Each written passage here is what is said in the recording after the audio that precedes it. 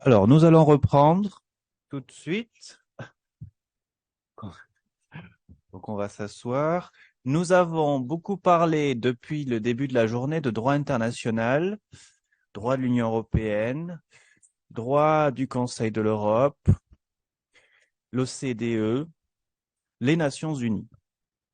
Il est temps de s'adresser, de s'intéresser aussi aux États qui sont en réalité les destinataires de ce droit international et qui appliquent ce droit international. Il est donc temps de s'intéresser finalement aux droits comparés, aux droits nationaux, à certains droits nationaux. Et l'objectif de ce quatrième et dernier panel est de déterminer comment sont effectivement reçues les normes de droit international, les conventions évidemment du Conseil de l'Europe, mais aussi ces autres textes qui existent. Nous allons donc voir avec quatre experts nationaux, trois d'entre eux sont avec nous et une quatrième collègue nous a rejoint en ligne. Ces quatre personnes représentent quatre États européens, l'Italie, la France, la Belgique et la Grèce. L'objectif de cette session est d'essayer d'évaluer, alors il ne s'agit pas de chiffrer, mais il s'agit d'avoir une idée de l'impact réel des conventions du Conseil de l'Europe. On a parlé de cet après-midi de compétition, de complémentarité. Finalement, quel est le rôle réel joué par les conventions du Conseil de l'Europe, notamment par rapport aux autres textes internationaux que nous avons évoqués jusqu'à présent? Alors, pour répondre à cette question, on va procéder dans l'ordre. Donc, on va envisager quatre États européens, l'un après l'autre. Je vais prendre l'ordre du programme et commencer donc avec la France, avec Monsieur Filleul. Monsieur Filleul qui donc va prendre la parole pour la troisième fois aujourd'hui. Donc, on est très reconnaissant qu'il ait préparé autant de choses. C'est surtout moi qui suis désolé, vous m'entendez déjà trop, vous en embrasser, Monsieur Filleul, mais je vais essayer d'être très concret. Alors cette fois-ci avec la casquette non pas Union européenne, vous l'avez compris, mais vraiment de quelqu'un qui, pour la délégation française, a suivi les travaux du Gréco et a pu voir sur quelques années, mais en essayant de prendre aussi un petit peu plus tôt, puisque sous le contrôle de notre président de séance, on remonte sur les 10 dernières années à peu près, donc 2013 à 2023. Ça tombe bien, on vient de fêter il y a 2 jours, vous savez, les 10 ans de la HATVP. Donc déjà, on a un petit anniversaire. Mais regardez sur les 10 dernières années, est-ce qu'en France, globalement, concrètement, des réformes législatives ont été impactés, ont été influencés, dans le bon sens du terme, par le Conseil de l'Europe et par le Gréco. Alors, tout d'abord, un point de méthodologie. Quand on parle de l'impact des conventions du Conseil de l'Europe, je vais prendre les conventions au sens large, c'est-à-dire la convention pénale, qui est notre socle automatique de référence pour le Gréco notamment, la convention aussi civile, même si c'est beaucoup plus spécifique, mais aussi le protocole additionnel, on l'a dit tout à l'heure, les textes qui sont associés, qui font partie des normes de référence du Gréco. Vous savez qu'à chaque cycle d'évaluation, le Gréco rappelle quelles sont les normes qu'il va prendre comme normes de référence, qui sont donc des normes du Conseil de l'Europe, et puis surtout la mise en œuvre de ces conventions par notamment le Gréco. C'est pas les conventions en tant que telles, mais c'est les conventions dans leur application. Comment est-ce que l'application de ces normes du Conseil de l'Europe vont avoir une influence en France? Et il faut tout de suite rappeler que ces conventions sont en concurrence avec ces autres mécanismes dont on vient de parler, avec ces autres conventions dont on vient de parler. Donc, vous voyez tout de suite les limites de l'exercice. Comment évaluer un impact quand cet impact est en concurrence directe, presque faussée, j'allais dire, avec d'autres mécanismes, d'autres conventions. Donc, il faut être, à mon avis, très prudent, puisque pourquoi est-ce que ce serait plus le Gréco, l'OCDE, l'UNEDC ou le G20 ou que sais-je dans telle réforme? Il faut toujours être prudent. Il faut surtout regarder ce qui a été dit dans les rapports parlementaires et dans les rapports, il me semble, du Gréco. Alors, sur le Gréco, quelques éléments. Alors, vous avez donc eu 5 cycles d'évaluation et je vais regarder les 3 derniers cycles, puisque c'est les 3 derniers cycles qui ont couvert cette période 2013 à aujourd'hui.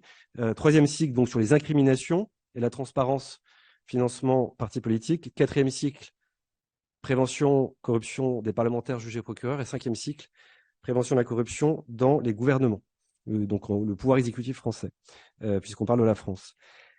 Donc ces 3 cycles ont fait l'objet de rapports d'évaluation initiale et de suivi. Vous pouvez les retrouver tous sur le site du Gréco et faire comme moi, c'est-à-dire regarder tous les rapports. Ils sont tous en français, ça tombe très bien. Et vous pouvez aussi travailler votre anglais si vous voulez, ils sont tous traduits en anglais. Surtout, vous avez une photographie très claire sur plusieurs années des recommandations initiales et mises en œuvre petit à petit.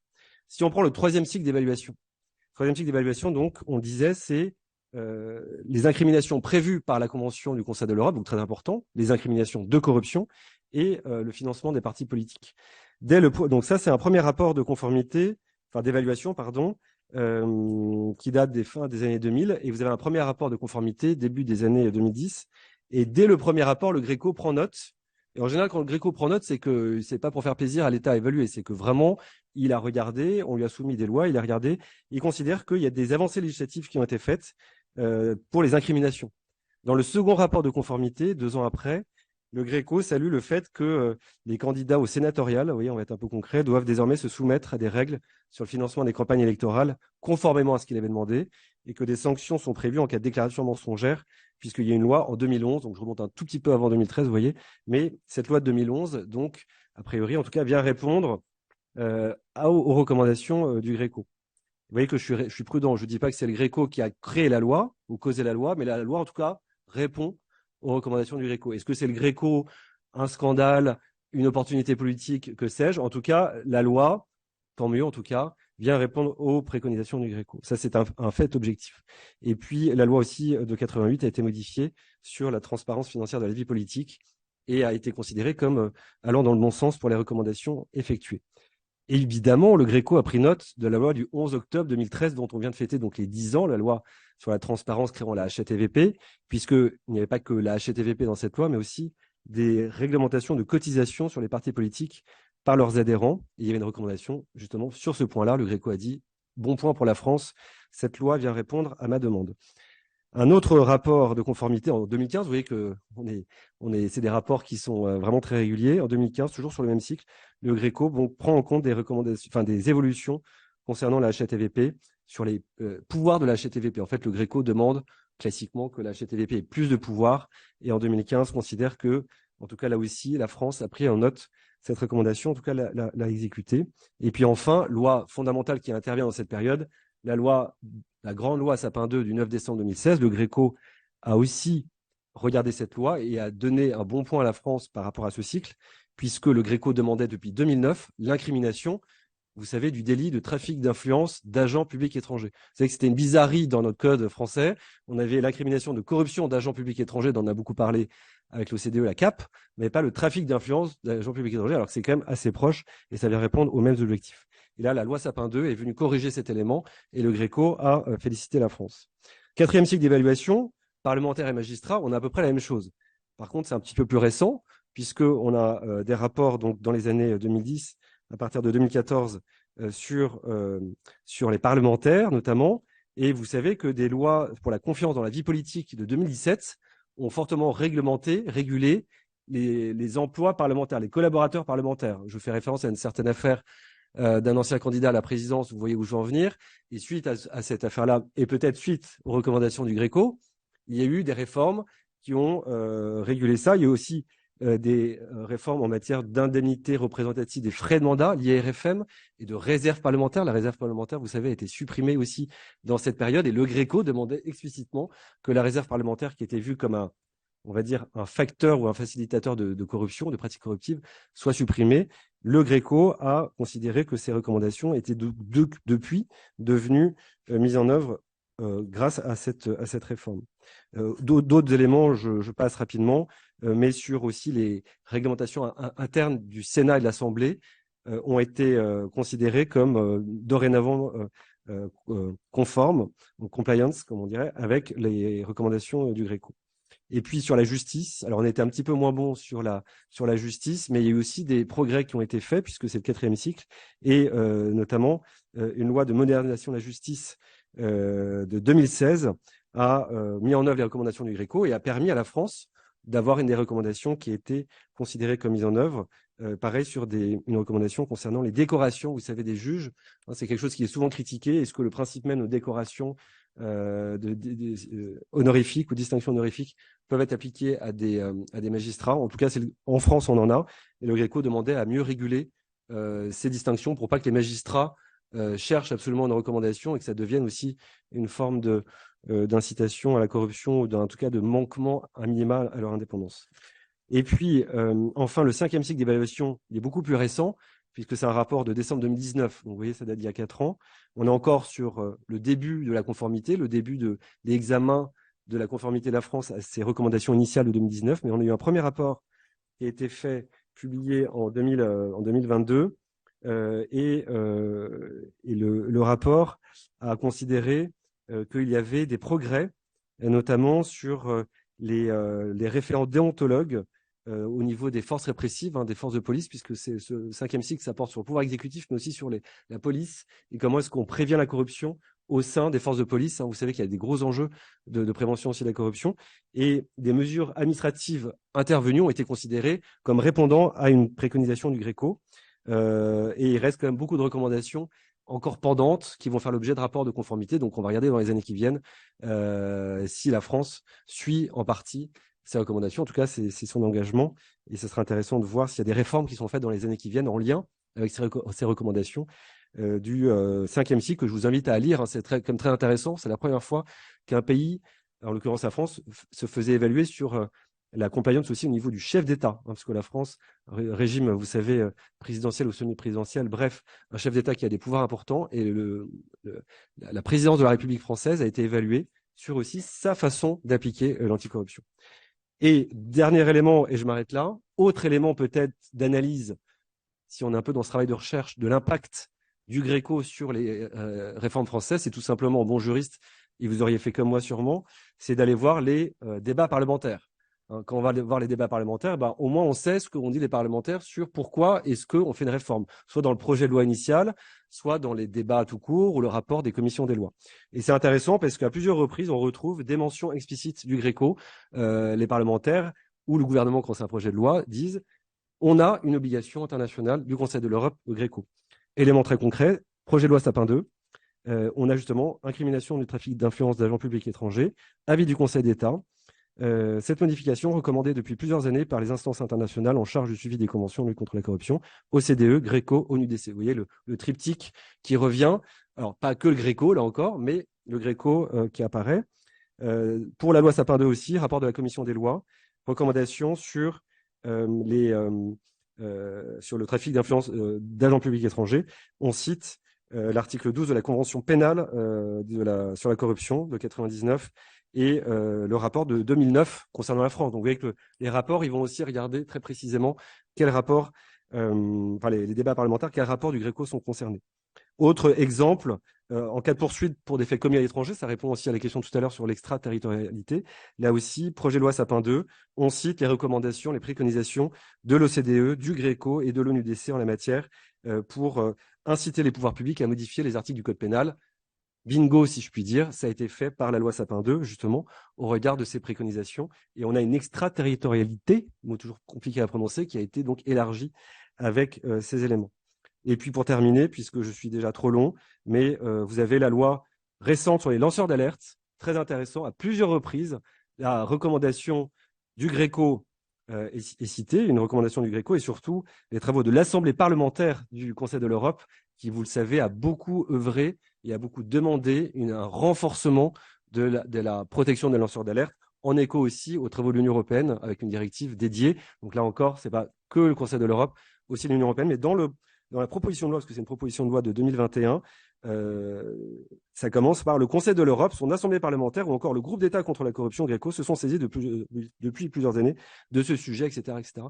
Donc vous voyez que c'est aussi dans les motifs d'une réforme des évaluations qui sont citées.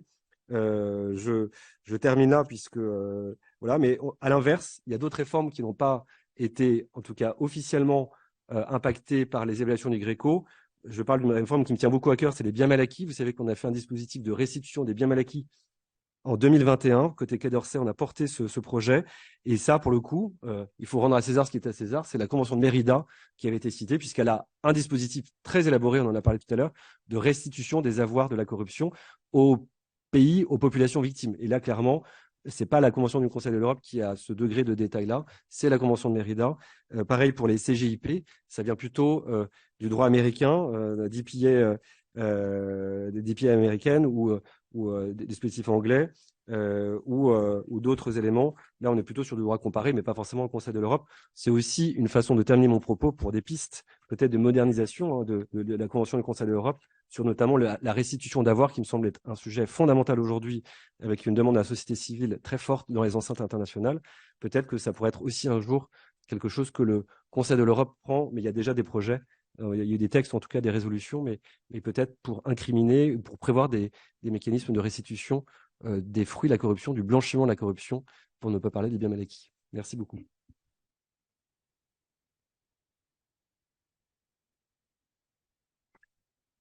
Merci beaucoup pour cette présentation qui a le grand intérêt de mettre en avant l'impact mesuré de manière quasiment empirique des conventions du Conseil de l'Europe.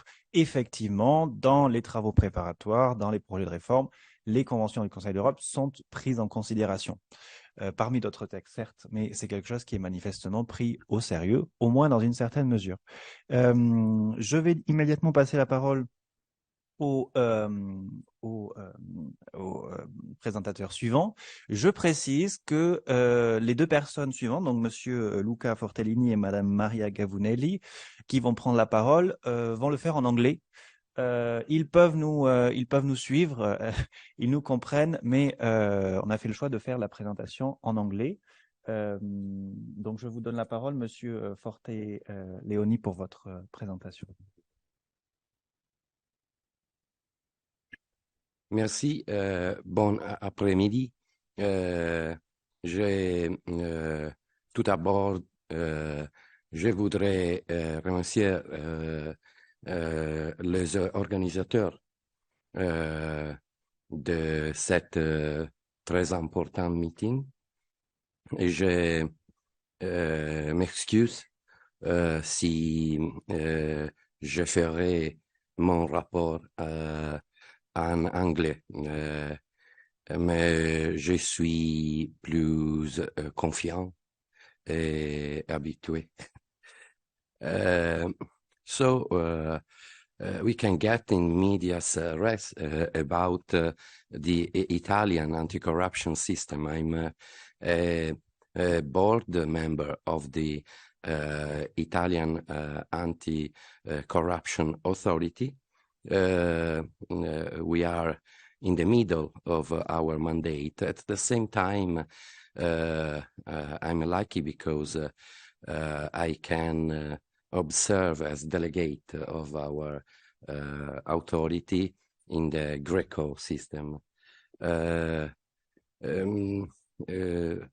I need to say that we are living a very crucial phase in EU in general, but in Italy especially, because we are facing a huge flow of money gained by European Union in the framework of the next generation EU. And that's why we have adopted this year, in January, a new anti-corruption national plan focused exactly on the public procurement procedures and anti-corruption measures in the public procurement procedures. I was the coordinator of this job, and I think that it's a very important thing that the Central Economic Ministry has followed our guidelines in the transparency of the public procurement procedures adopted by our authority. It's a very important signal from the executive power and from government.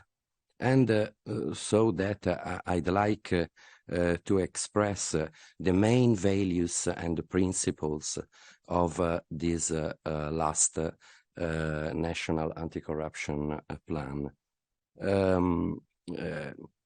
It's important that we have to reach. It's important to say that we have in every regulation to reach a right balance between the simplifying, speeding up procedures, especially public procurement procedures, and so that in order to reduce the bureaucracy.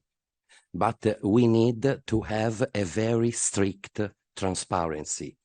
So we have adopted very strict guidelines about the publication of every paper, every choice of a public administration when carrying out a public procurement. From the public bid to the end of the execution. It's the first time in our system, so that we can observe, every citizen can read how administrative power spend money of the European Union. It's important to point out that we have as authority 3 missions at the same time. It's not the same for other authority disseminated in the world or in the European system. We have a specific function of planning and control the suitable execution of the anti-corruption rules adopted in the national plan. And at the same time, we have the control of the exact application of the transparency measures. At the same time, we can control and detect every public procurement in Italy. They are 3 very linked matters. And we know that when a public administration doesn't respect the transparency rules, there is some issue there. We have in this last national plan, we have pointed out that public procurement procedures have to be done using IT tools, because the digitalization, it's a special form of tracking the procedure.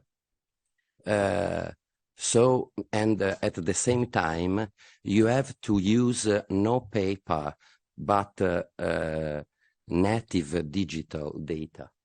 So it's very important that to say that as anti-corruption authority, we have expressed in this national plan the rule regarding the mandatory use of IT tools in the public procurement. This, our rule, was adopted by the legislator in the special decree about the use of money for the next EU generation. And I think that it's a very good result. At the same time, we have adopted some rules about the monitoring of the administrative procedures. We said in the national plan that the control has to be permanent. We have some statistic figures that claim that many, especially at the local level, many public administration doesn't control the adequate, suitable execution of the rules. There are no controls in the 30% of the public administrations in Italy. Many public administrations spend time, a lot of time, with a formal approach. They think that elaborate the local anti-corruption plan is sufficient. This formal approach, maybe copying the national plan of the authority, is not the good path to be followed. So in our last national plan, we have decided to reduce the formal rules to be adopted and to get a higher level of controls. And we have claimed for at least 2 controls per year per each public administration at a national and at a local level.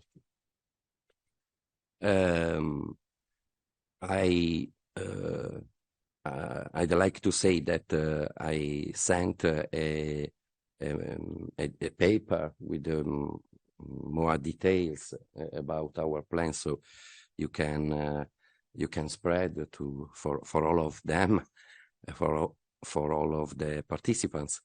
But I'm pointing out the main principles and the values of new values of this national plan, according to the Council of Europe and the Greco recommendation for Italy, not in the 5th round, which is yet ongoing, but in the previous round. So it's very important to say that our national plan was adopted in perfect line with those recommendations. At the same time, we have in Italy statistic figures about the breaching of the post-employment rules, so-called in French language, pantouflage. Because after a public role, a very important public role, managing money, especially in a high levels, someone is employed in a private company with the previous benefits throughout his job. So we need a control, a post-employment control. And we have dedicated expressly a paragraph, a very long paragraph to the for monitoring in each public administration the post-employment measures, not only throughout the declaration before retirement, but also taking a sample of the retired and making controls about employment after retirement. At the same time, we have adopted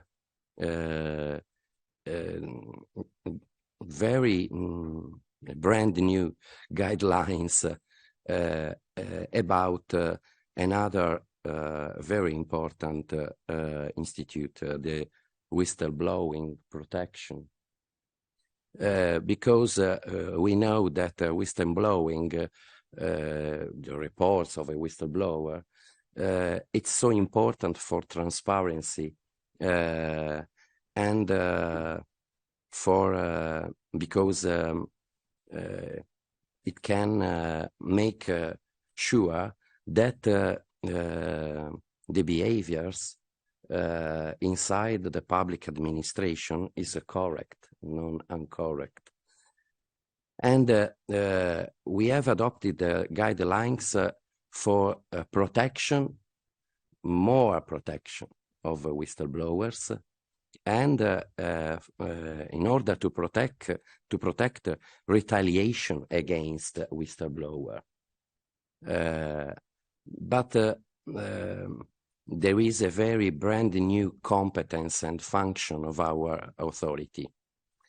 Nowadays, we have a specific competence to control the complaints or reports of whistleblowers, not only in the public sector, but in the private sector as well.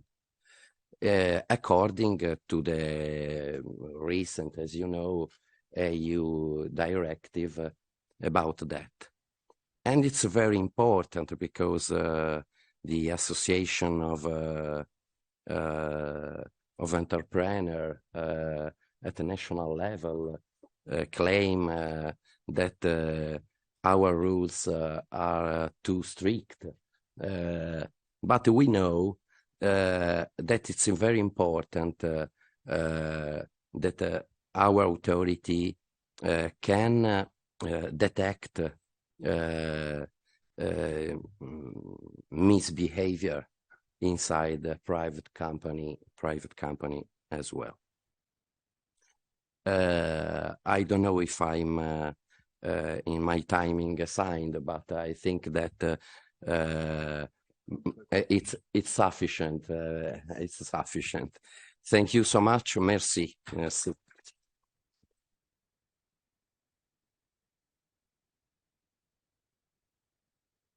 Thank you very much for these explanations related to the recent reforms of the Italian system. We will move on to Greece. Before I give the floor to Maria Gavunelli, I have to explain that so she's an academic, but she has also background in this area. I think she had dealt quite extensively with the Greco and the OECD. So she will explain that to you. Before I give the floor to her, just one element. When Mr. Leyen Berger explained or took examples of recent impacts of the Council of Europe conventions on national law, he mentioned the example of Greece. I'm not sure you had arrived at that moment, but he explained that the National Anti-Corruption Authority created in Greece was an effects and impacts of the work of the Council of Europe. So maybe you can a bit elaborate on that. The floor is yours. And of course, we have to Maxime, merci à tout le monde pour cette invitation tant aimable. C'est toujours tellement bon de rencontrer de vieux amis. même en ligne. Merci infiniment. Alors, je procéderai en anglais et on peut toujours communiquer dans dans les deux langues si vous voulez pendant le débat. Alors, first question. What is the impact and importance of the Council of Europe conventions in the domestic scene? Okay, let me set the scene first. We all appreciate so much the fact that corruption is something that needs to be addressed in our societies, that I don't think that we have fully appreciated the fact that corruption is actually a criminal matter only during these past 25 years. The Council of Europe conventions came up in the field in 1998. We celebrate these 25 years these days. And these conventions, the OECD Convention, they have changed the scene entirely and completely. And because they were there from the beginning, it is extremely difficult to understand, to even conceive domestic laws without their impact. Anti-corruption legislation and all the infrastructure in terms of institutions and organs that came with it has been growing up hand in hand with international regulation. And that is something that we don't usually see in international law. So there is an effect, there is an impact that operates in a sort of ping-pong kind of situation. New ideas that crop up in the domestic field find their way immediately into international regulation. The UN Convention Against Corruption in 2003 was immediately implemented in record times for a UN instrument. And then best practices that we identified during the implementation review of the international conventions are plowed back again onto the domestic scene. So the two go hand in hand. And it has become very, very difficult to say who has started the ball, if you like, and how the whole system has emerged. It is, however, clear that we can trace a number of very specific issues in domestic legislation. Stefan earlier had actually referred to whistleblowers. That's a perfect example of the regulatory content of a particular country, of all our countries, being influenced by the conventions, not just the Greco Convention, because they go hand in hand with the OECD and the UN, but the fact remains that whistleblowers regulation came up mostly in the domestic scene through the intermediary of international obligations. What is interesting in that respect is that the principle was to be found in the implementation reforms of Greco, of which Vincent was talking just a moment ago. Then we have seen the first ideas implemented in domestic law. In Greece, for instance, we have drafted the first such regulations in 2014. Over time, the experience gained through the review process in Greco and elsewhere has really been further developed, fleshed out, if you like. And at that point, it became crystallized to a certain extent in an EU directive. And then that EU directive was plowed back into the system and had to be implemented with the full power of the European Union behind it, including the European Court of Justice and the possibility or the power of the Commission to review implementation. So you see how the system gets intertwined, how everything sort of crops together and reinforces the message in terms of regulatory content. The same is true in terms of standard setting. And when I'm referring to standard setting, I'm talking mostly about soft law. Well, the countries of civil law, used to codes and all the rest, have this trouble with codes of conduct and other instruments of soft law. The standard question that we have encountered over the years, and I'm sure that this is not only a question for Greece, but for all other continental European countries, was, but we do have a law. Why do you need a code of conduct?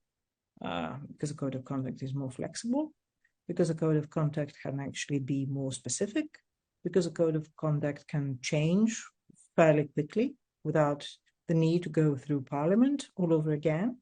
And at the end of the day, the code of conduct is something that evolves over time, much quicker and much easier as compared to a statute.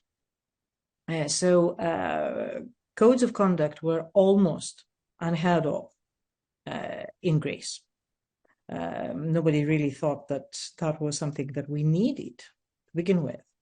And we started with codes of conduct for the contact of parliamentarians. I still remember a meeting in Parliament several years ago when the parliamentarians were really exasperated. What do you mean that we need a code of conduct?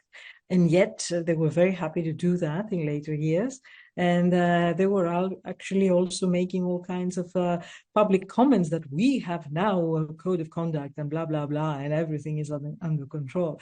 So how times change and how perceptions evolve, if you like. A final immediate product of the conventions comes in terms of institutions. Again, the National Transparency Authority is an excellent example. It came about, and in full disclosure, I must say that I sit at the board of directors of the National Transparency Authority. I do not get involved in anything operational, but our role is purely to safeguard the independence of the authority. Now, how did that come about? There's no reference in the conventions, the Greco Convention, or indeed the OECD or the UN or anything else to the need for a national transparency authority. It does say, however, that efforts must be coordinated and they must be carried out in a proper manner at the state level so as to be more efficient and effective.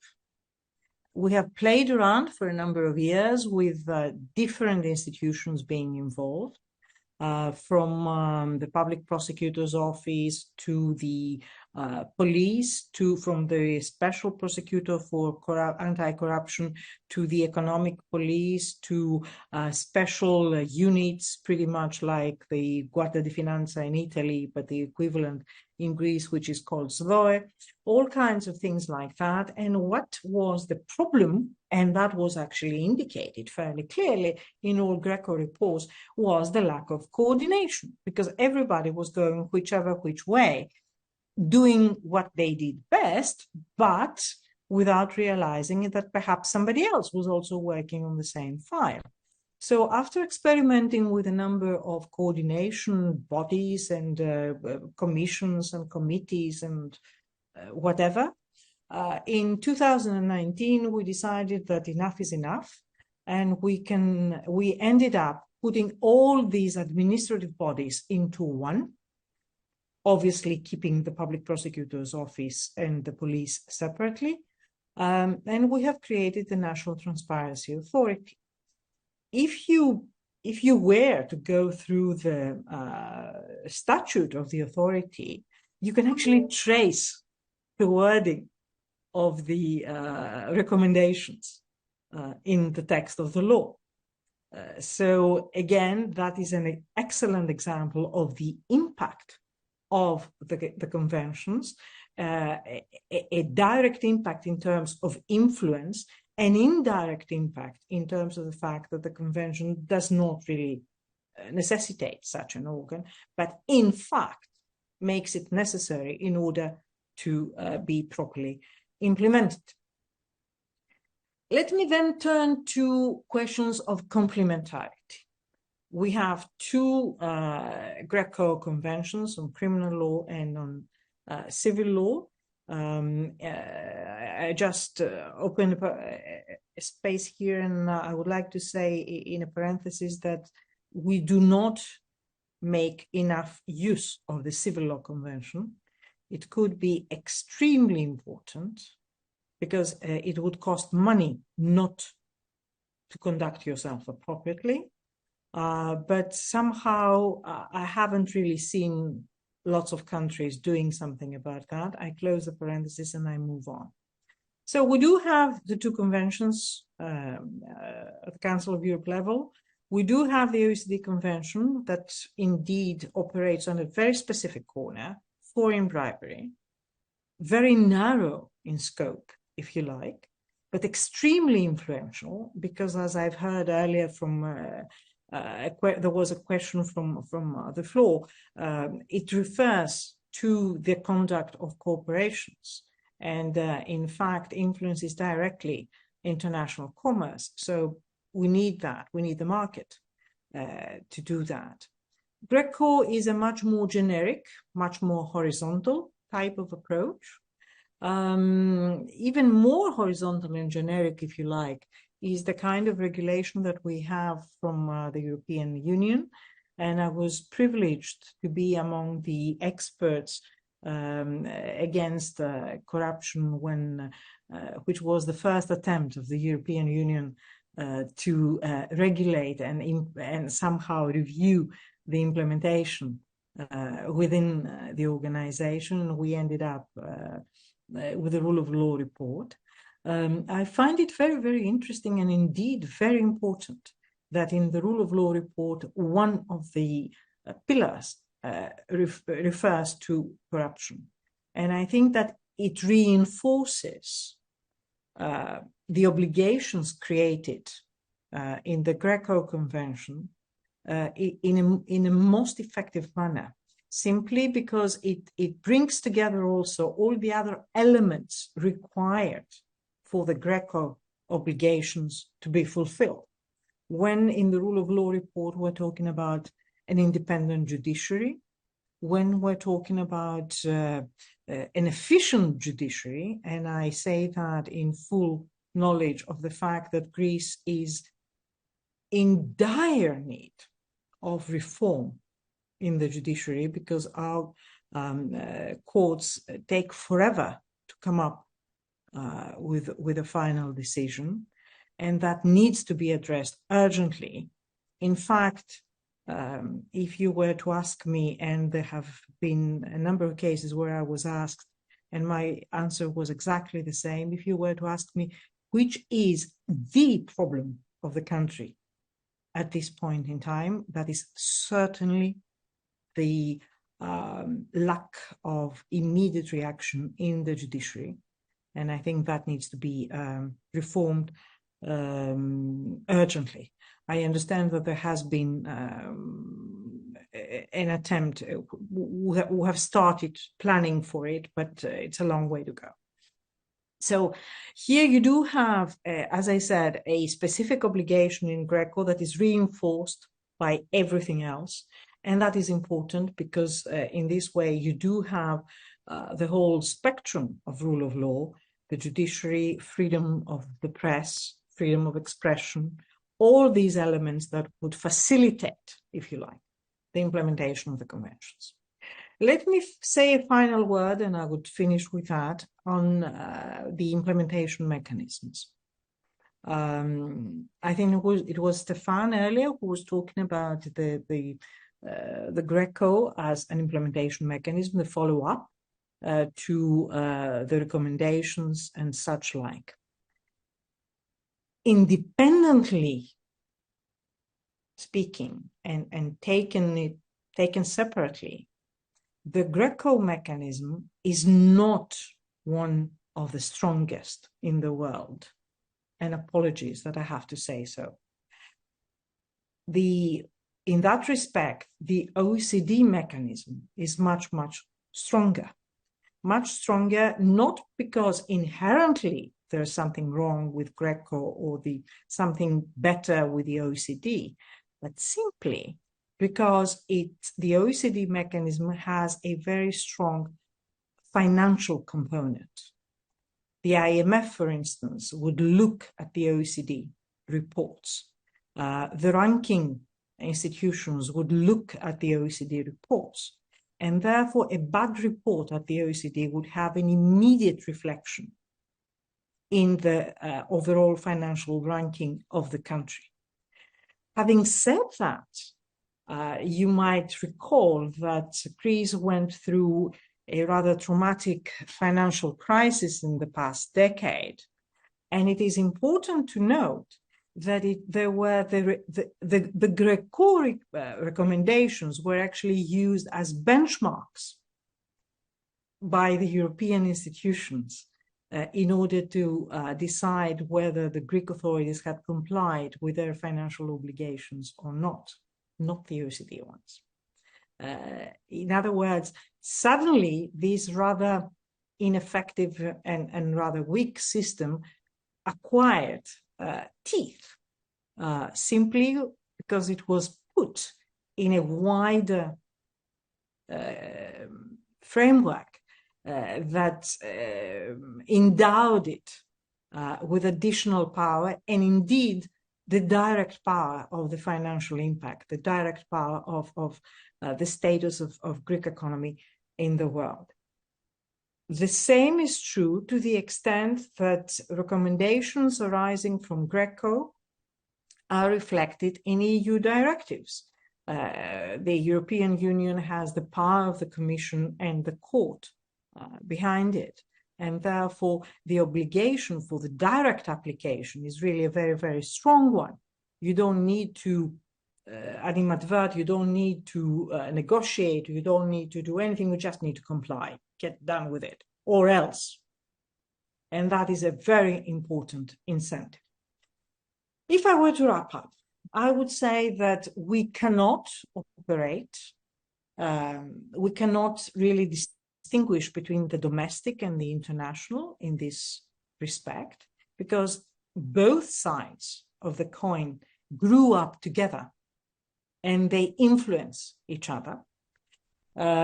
So we cannot even envisage domestic law without this international law parameter. Complementarity is taken for granted pretty much for the same reasons, because all these instruments grew up together and they have evolved in the same way. And it is not by chance that several of us in the panel, including myself, have actually been involved with just about everything around that. I'm chef de délégation for Greco, chef de délégation at the OECD. I'm an expert in the UN. I was one of the experts in the EU level against corruption. It's not that I'm brilliant. It's simply that we all get to be the same people, and we do know each other over the years, simply because each one of those things complements each other. I would stop here, and I would be entirely at your disposal for any further query. Thank you so very much.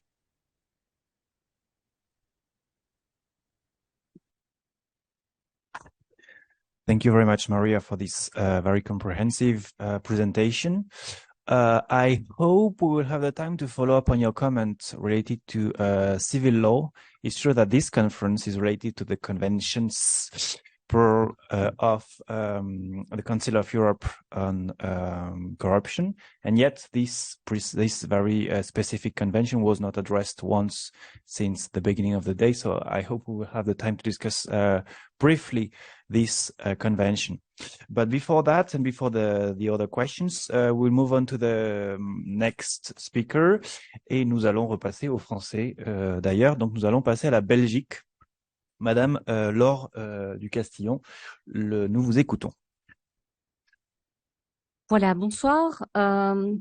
Mesdames et messieurs, chers étudiants, je vais tout d'abord vous rassurer, j'ai la difficulté de parler en dernier lieu. Nous sommes vendredi, il se fait tard. Il fait beau, vous êtes fatigués, nous aussi.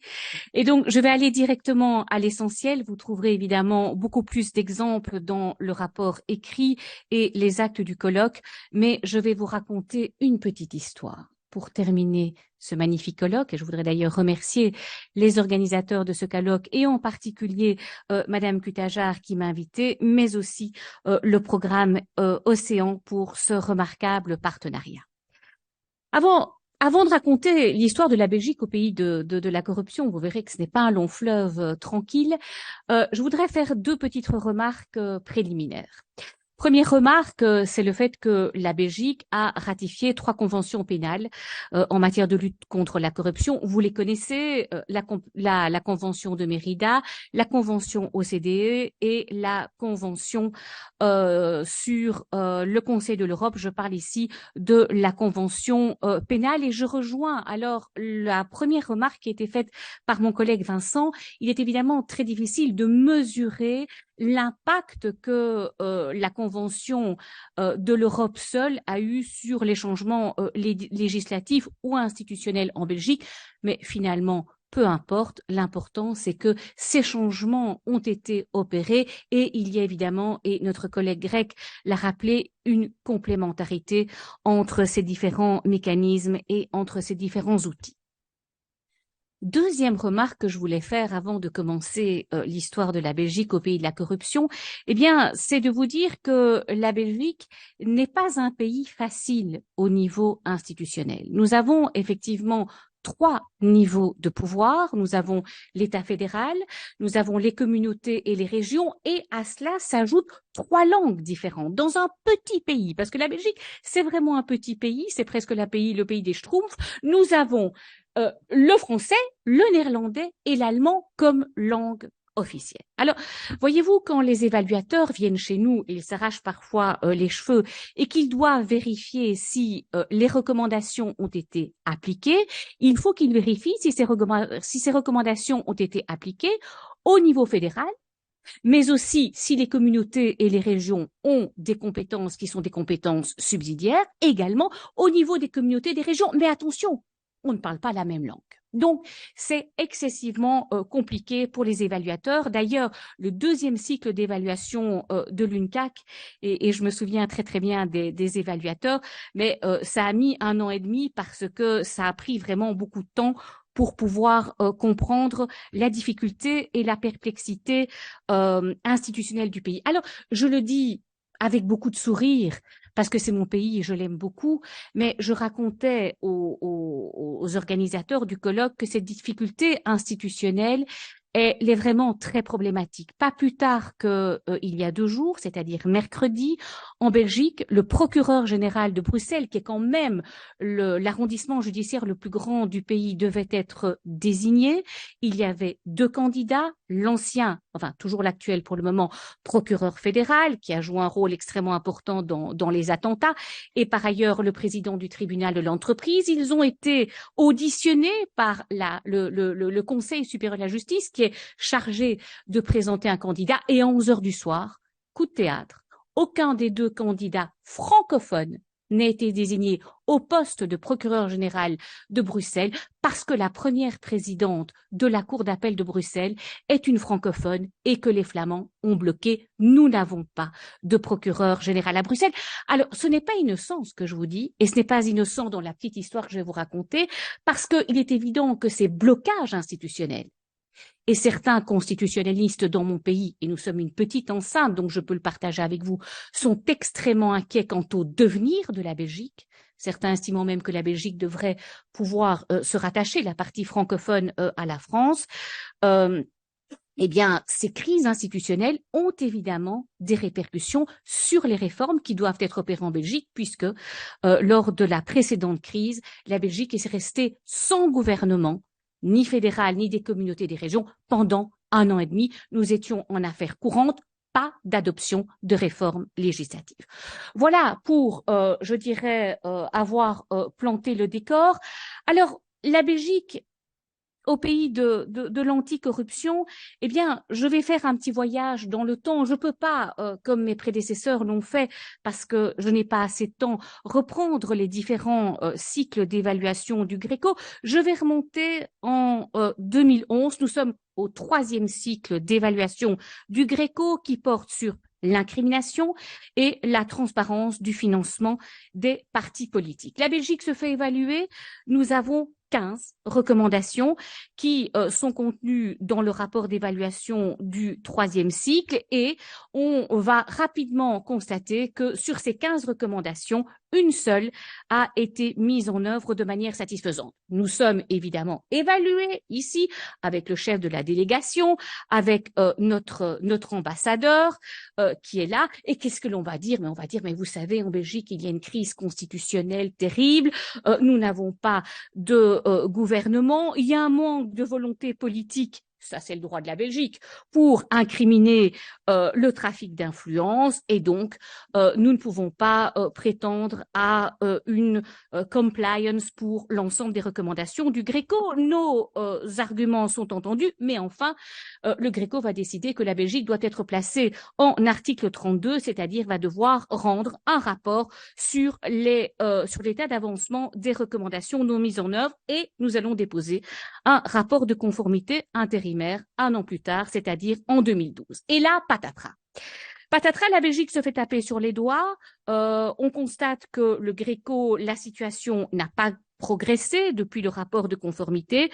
Le Gréco parle de résultats décevants et exhorte, c'est le mot qui va être employé, la Belgique à faire preuve de davantage, je cite, de détermination dans la mise en œuvre des recommandations pertinentes. Et on voit le début, et c'est intéressant, et j'y reviendrai dans les conclusions, du name and shame, et le Gréco va adresser une lettre au chef de la délégation belge attirant son attention sur la nécessité de prendre des mesures en vue d'accomplir des progrès dans les meilleurs délais. Au petit pays de la Belgique, mais rien ne bouge vraiment. Nous sommes encore enlisés par la crise institutionnelle. En 2013, nous avons un 2e rapport de conformité intérimaire, et là, le Gréco se fâche. Le Gréco se fâche, il réitère que le niveau de mise en œuvre des recommandations reste insuffisant. La Belgique doit pouvoir soumettre un nouveau rapport intérimaire en 2014, et on monte d'un cran dans la pression et dans la procédure, en tout cas dans l'effet dissuasif name and shame, puisque cette fois-ci, en vertu de l'article 32, alinéa 2 du règlement d'ordre intérieur du Gréco, eh bien le Gréco va inviter le secrétaire général à envoyer une lettre au ministre des Affaires étrangères de Belgique, pouvoir régalien. À l'époque, c'était notre ministre Didier Reynders, qui est aujourd'hui, vous le savez, commissaire européen, qui était ministère des Affaires étrangères. Et là, tout d'un coup, par la portée politique de cet effet dissuasif du Gréco, les choses vont commencer à évoluer. Nous sommes donc plus ou moins en 2013-2014. À ce moment-là, il faut savoir que nous étions également évalués dans le cadre du cycle 3 de l'OCDE. Ça ne s'est évidemment pas bien passé pour les mêmes raisons pour la Belgique, mais l'OCDE n'est pas contente non plus. Et en même temps, parce qu'évidemment, avec tous ces rapports de conformité qu'il faut rendre, et donc ces évaluations et ces mécanismes de suivi qui se chevauchent, nous étions également évalués dans le cycle 1 de l'UNCAC, et nous avons mis plus de 9 mois de retard pour répondre au questionnaire. Donc, les 3 organisations internationales principales ne sont pas très contentes, et à un moment donné, le secrétariat de l'OCDE et le secrétariat du Gréco vont écrire au ministre en disant, eh bien voilà, puisque c'est comme ça, et c'est d'ailleurs une des sanctions qui a été expliquée par un des membres du Gréco, nous allons prévoir une descente. Je parle vraiment ici d'un terme pénal, une descente du secrétariat à la fois du Gréco et de l'OCDE pour faire une visite technique et une visite in situ pour rencontrer les différentes entités. Évidemment, ça n'a pas plu à la Belgique et aux autorités belges qui se sont réveillées. La crise était un tout petit peu passée et la première chose que l'on a faite, c'est de faire un état des lieux du manquement des réformes législatives. Pourquoi en Belgique, indépendamment des difficultés et des particularités institutionnelles que je vous ai expliquées, on ne parvenait pas à répondre aux recommandations du Gréco, de l'OCDE, mais également de l'ONUDC. Et la première réflexion qui va être faite, et je rejoins ici ma collègue grecque qui a parlé de lack of coordination, c'est qu'on s'est rendu compte que face à toutes ces entités fédérales, communautaires et régions, il manquait en Belgique une coordination nationale inter-institutionnelle, interdépartementale, et on va sur lettre du Premier ministre à l'époque, et vous le connaissez aussi, c'est Charles Michel. Charles Michel va écrire au ministre des Affaires étrangères en demandant au ministère des Affaires étrangères de prendre en charge la coordination des évaluations internationales anticorruption. Et c'est comme ça que j'ai eu la chance et le privilège pendant 10 ans d'être détachée du SPF Justice au ministère des Affaires étrangères comme magistrat de liaison aux affaires étrangères pour coordonner les évaluations anti-coordination. Première chose que l'on va faire, c'est dire renforcer la coordination interinstitutionnelle. Comment nous l'avons fait? Je ne vais pas rentrer dans les détails. On a des instruments qui s'appellent les corps multi. On a fait une note de méthodologie extrêmement importante dans l'ensemble des différents niveaux de pouvoir. On a désigné aussi un point focal, de manière à ce que l'on sache qu'au niveau des communautés, Monsieur Prévention ou Madame Prévention, c'est un tel. Et donc, on a créé une arborescence institutionnelle nous permettant, avec un cadre méthodologique, nous permettant de répondre au suivi des recommandations des organisations internationales. Mais je rappelle que l'élément déclencheur pour ce renforcement de la coopération institutionnelle a quand même été le name and shame qui a été actionné par l'OCDE et par le Gréco. Alors, j'en viens maintenant, et vous aurez évidemment plus de détails dans mon rapport écrit, mais pour répondre quand même à la question qui nous a été posée dans le cadre de ce panel, quels ont été les impacts concrets des conventions du Conseil de l'Europe? J'en ai trouvé 4 pour le moment, en tout cas, qui sont évidents grâce aux recommandations du Gréco, et je parle bien ici des recommandations du Gréco à titre tout à fait particulier. Il y a eu en 2015, et c'est important, une modification de la politique criminelle des autorités de poursuite. Donc nous avons en Belgique une politique criminelle qui est déterminée par le collège des procureurs généraux, procureur général à Bruxelles qui n'est pas désigné, je viens vous le dire.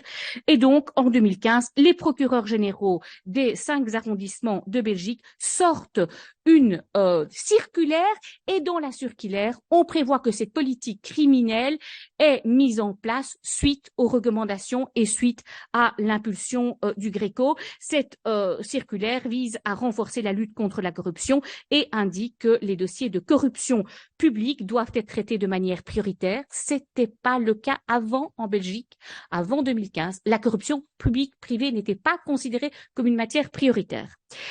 Attribution obligatoire aux magistrats de référence, donc là on a un magistrat responsable. Information systématique du chef de corps des projets de décision, c'est important. Parfois, les magistrats qui sont indépendants aiment bien faire cavalier seul. Non, pour les dossiers de corruption, il faut que le chef de corps valide la décision qui va être prise par le magistrat de référence. Suivi et durée de traitement des dossiers de corruption, vous le savez, les enquêtes financières, les enquêtes de corruption, ce sont des enquêtes qui sont compliquées parce qu'il faut trouver des preuves, parce qu'il faut souvent des demandes d'entraide judiciaire internationale dans d'autres pays, et pas mal de dossiers corruption en Belgique, et je ne vais pas être mauvaise en disant que de temps en temps c'était un petit peu le dossier que l'on mettait en dessous de l'armoire, mais en tout cas pas mal de dossiers avant cette politique criminelle avaient été classés pour cause d'extinction de l'action publique, c'est-à-dire le dépassement du délai raisonnable et même la prescription pure et simple. On va dans la COL-PG maîtriser les délais et imposer des délais, maîtrise également de l'objet de l'instruction, et puis on va donner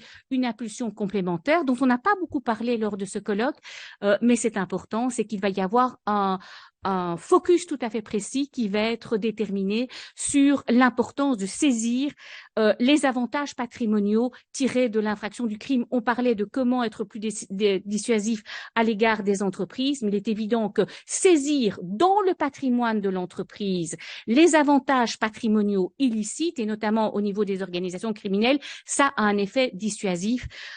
C'est évidemment en saisissant dans le portefeuille des criminels que l'on fait le plus mal.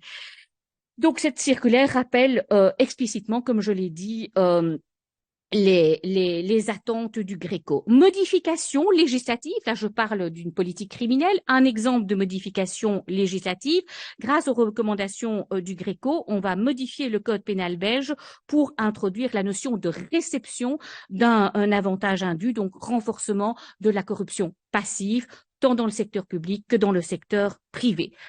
5e cycle d'évaluation, la Belgique reste un élève qui n'est pas excellent sur la prévention de la corruption des parlementaires, des juges et des procureurs, mais quand même, on va voir, et c'est d'ailleurs dans les rapports du Gréco, que ces recommandations du Gréco vont pousser la Belgique à mettre en place un groupe de travail et des groupes de travail parlementaires qui seront chargés d'étudier la question des relations entre les lobbyistes et les parlementaires. Donc, l'impulsion du Gréco va être la mise en place de ce groupe de travail sur des sujets qui restent éminemment délicats, et les enquêtes récentes vous l'ont démontré. Voilà, je voulais simplement vous dire que, le cadre institutionnel d'un pays, comme je l'ai expliqué, peut évidemment expliquer dans certains cas la difficulté de mettre en œuvre rapidement les modifications demandées, les recommandations des organisations internationales, mais ça ne peut pas être une excuse. Deuxièmement, et on l'a dit tout au long de ce colloque, il est évident que par rapport il y a une dizaine d'années, le suivi des recommandations a été renforcé, et que l'on peut dans certains cas, et nous sommes un mauvais exemple, faire état d'une EMOM chain, et même d'aller plus loin en adressant une lettre au ministre et en prévoyant, je dirais, une descente conjointe des différents secrétariats pour mettre encore la pression. C'est ce qui a fait pousser la Belgique. Et donc je pense que on peut, et ça sera mes termes conclusifs, on peut encore aller un peu plus loin dans, je dirais, le renforcement de ces mécanismes. Et je voudrais à cet égard dire un mot sur la proposition de résolution qui a été adoptée, que la Belgique a fait en 2017 lors de la conférence des États parties à la Convention des Nations Unies contre la corruption, qui avait lieu je sais plus, oui, c'est 2017, qui avait lieu à Vienne, où la Belgique a déposé une résolution sur l'importance de renforcer les synergies entre les secrétariats. C'est-à-dire que si les secrétariats travaillent ensemble, si l'on prévoit, par exemple, des visites communes, des calendriers communs quand c'est possible, et même des sanctions dissuasives communes, eh bien, cette synergie renforcée entre les secrétariats va certainement être un élément qui peut encore renforcer la pression du suivi des mécanismes internationaux. Donc, je pense qu'il est dépassé le temps où chacun des secrétariats, et d'ailleurs ils ne le font pas, travaille isolément, mais que cette résolution sur la synergie entre les secrétariats, et elle a encore fait l'objet d'un statement commun des secrétariats des 3 organisations qui a été présenté à Sharm el-Sheikh lors de la COSP de 2021, je crois que l'on doit continuer au niveau des secrétariats à travailler sur un renforcement et sur une duplication des effets dissuasifs et des effets sanctionnateurs lorsque les recommandations ne sont pas mises en œuvre, par une complémentarité et un renforcement des synergies entre les différents secrétariats. Je voudrais, et j'ai vraiment fait l'effort de rester la plus succincte possible, je voudrais vous remercier pour votre attention continue, et vraiment vous dire à quel point c'est un sujet qui me tient à cœur, et que j'ai trouvé la qualité des débats aujourd'hui extrêmement intéressant, et je souhaite bonne chance pour le suivi du programme Océan et le suivi des recommandations du Conseil de l'Europe. J'ai dit, Monsieur le Président.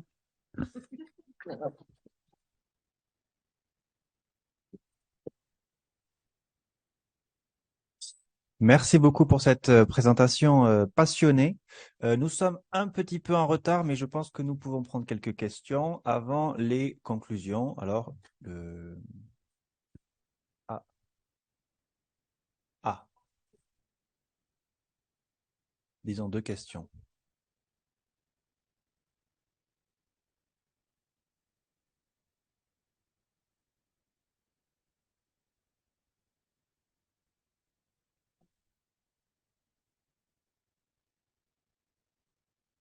Bonjour, j'ai une petite question enfin 2 petites questions pour Monsieur Forteleoni.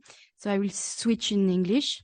First of all, thank you for your presentation about the Italian system, which was very clear. You mentioned that the Italian anti-corruption system, you mentioned about the Italian anti-corruption system focusing on the administration and public procurement measures. But what about the private sectors? Beyond the whistleblowing system, which applies to both private and public sector. And my second question is about the ANAC.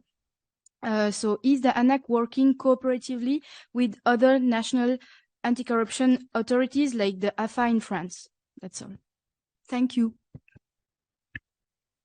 Thank you so much for this question. I start from the second one. Yeah, we have a role, an international role, and we collaborate with many other anti-corruption and transparency authorities. We are in the network under United Nations. We are in other regional network, and we have many memorandum of understanding with other authorities around the world. The first part of the question was about our role in the control of the public procurement in the private sector. I have understood well.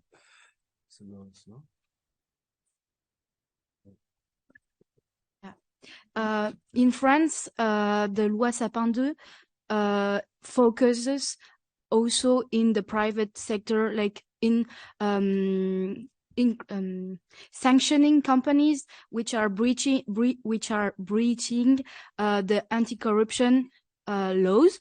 So, and you mentioned about the anti-corruption, but in the public sector with the administration. So I just asked whether your Italian system also focuses on the companies and private sector.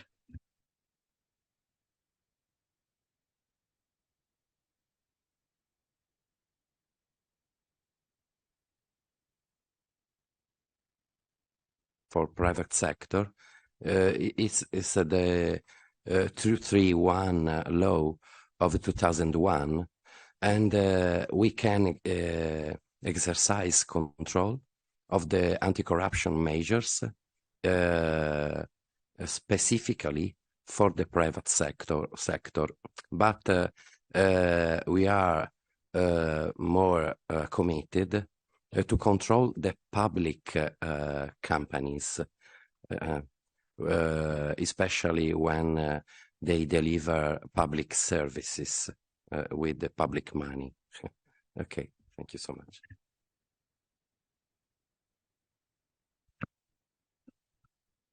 Arnaud Quam, étudiant master jurisconformité. J'avais une question à l'attention de Monsieur Forteleoni.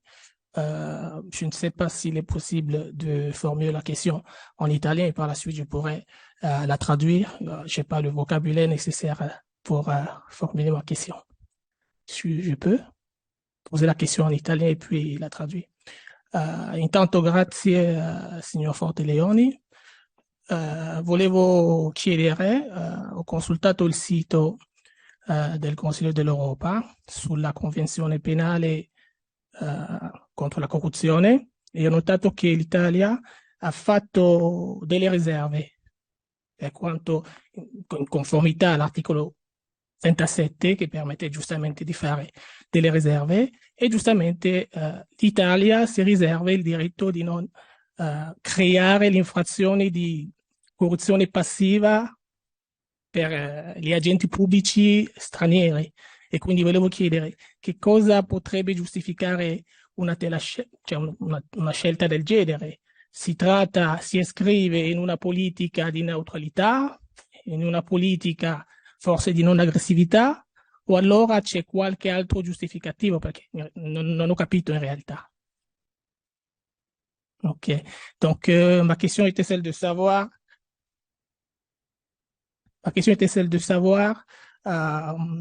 ça concernait la Convention pénale du Conseil de l'Europe, parce que sur le site du Conseil de l'Europe, j'ai noté que l'Italie a émis des réserves en ce qui concerne la qualification et la création de l'infraction de corruption passive d'agents publics étrangers. Et donc, je lui demandais qu'est-ce qui peut justifier une telle réserve. Est-ce que ça s'inscrit dans une dynamique de politique de neutralité ou une politique de non-agressivité? Tout au moins, je voulais comprendre quels sont les justificatifs. Merci. Thank you so much for this question. I have to say that as anti-corruption authority, we have a clear position about the subject of your question. And we have expressed our position many times, inviting government to apply all the rules of the conventions. But it's a political choice. I don't want to find out how are reasons, but technical, political, mixed together. Okay, but our authority push for the signing up all the rules. Thank you so much.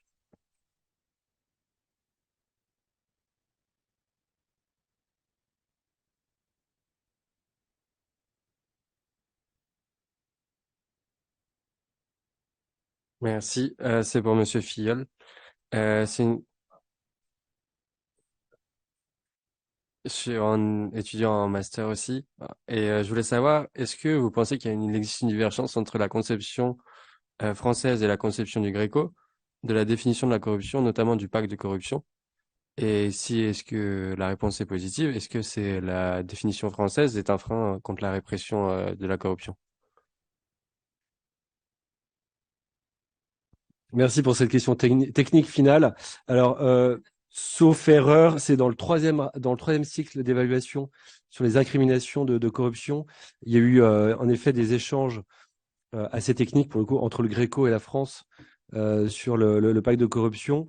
Et il me semble que la France, avec la jurisprudence, en fait, on a fait état de la jurisprudence de la Cour de cassation que vous devez connaître, qui est maintenant extrêmement importante et large sur le fait que le pacte de corruption suffise, indépendamment des suites de ce pacte, pour que l'infraction soit constituée dans ces éléments matériels. Donc, il me semble qu'aujourd'hui, les choses sont établies, mais pour répondre encore plus précisément, il faudrait se reporter au dernier rapport de conformité du troisième cycle qui a mis fin à la procédure, et je pourrais remettre une petite couche, quelques petits éléments sur notre rapport écrit, puisque vous savez que nous, on travaille beaucoup, pour vous aussi, parce qu'on doit rendre un rapport très détaillé écrit à l'issue, comme le disait Laure tout à l'heure. Donc, on va continuer le travail, mais si ça vous intéresse, je pourrais mettre un petit paragraphe, mais il me semble que, en tout cas, ça s'est clos sur une conformité au regard de la jurisprudence, notamment la Cour de cassation et l'interprétation maintenant assez conforme à ces standards internationaux. Je ne sais pas si ça répond à votre question, mais je remettrai en tout cas plus précisément. Mais en effet, il y a eu un débat, et bravo, vous êtes tout à fait précis et au fait, puisqu'il y a eu un débat dans les années 2010, en effet, sur l'interprétation de cette notion de pacte corruptif ou de corruption. Merci beaucoup.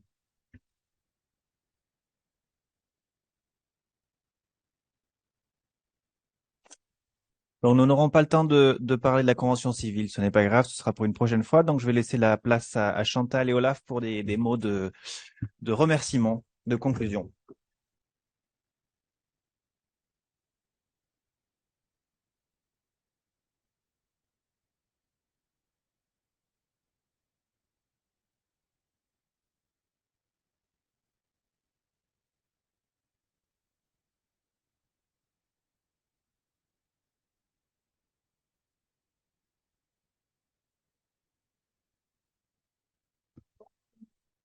Alors, on m'a dit, j'ai 2 minutes pour conclure ou pour dire quelques mots de conclusion à la fin de cette conférence. Donc, je vais être extrêmement bref. J'aurais pu dire plus de choses, mais j'ai beaucoup de notes prises pendant la conférence, mais je voudrais seulement remercier surtout les intervenants qui ont fait un travail énorme et vraiment qui ont contribué à une journée de réflexion et d'analyse vraiment extrêmement stimulant. Donc, merci beaucoup. Il y a quelques-uns qui se sont déplacés. Pas tout le monde habite à Strasbourg, donc ils ont vraiment fait un grand effort pour être avec nous et pour partager leurs connaissances de la lutte contre la corruption.